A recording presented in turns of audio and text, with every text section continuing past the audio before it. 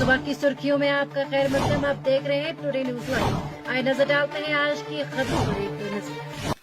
बिहार के गवर्नर आरिफ मोहम्मद खान ने कहा कि जम्मू कश्मीर की रियासती हैसियत की बहाली एक मुस्तकिम और पुरअमन अमल के जरिए होनी चाहिए ताकि देरीपा मामूलाती जिंदगी बहाल रहे।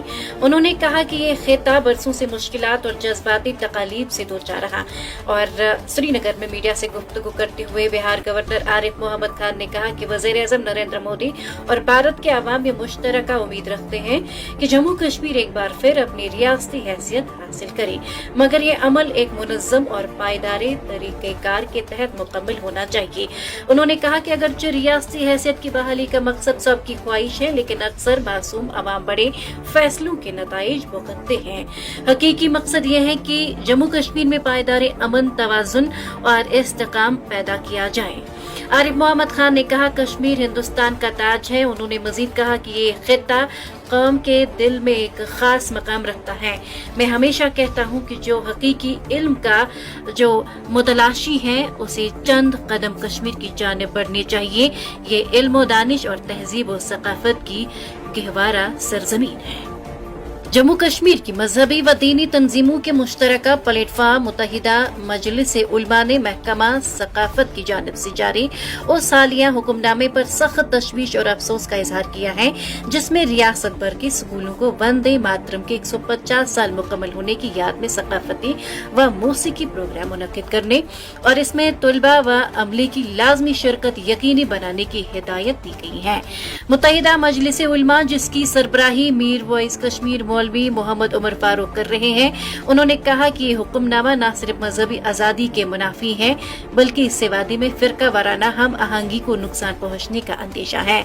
मजलिस के मुताबिक वंदे मातरम का गाना उसकी तिलावत इस्लामी अकीदे से मुताबिकत नहीं रखती, क्योंकि इसमें पुरसतिश और अकीदत के ऐसे इजहार मौजूद हैं जो अकीदत तौहीद यानी अल्लाह ताला की यकताई के मुनाफी हैं।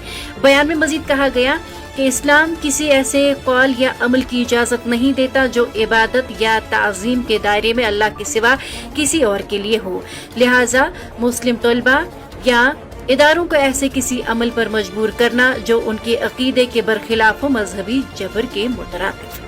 अपनी पार्टी के सदर अल्ताफ बुखारी ने कहा कि उनकी पार्टी पहली बार बडगाम में इलेक्शन लड़ रही है और इसे अवाम की भरपूर हिमायत का यकीन है।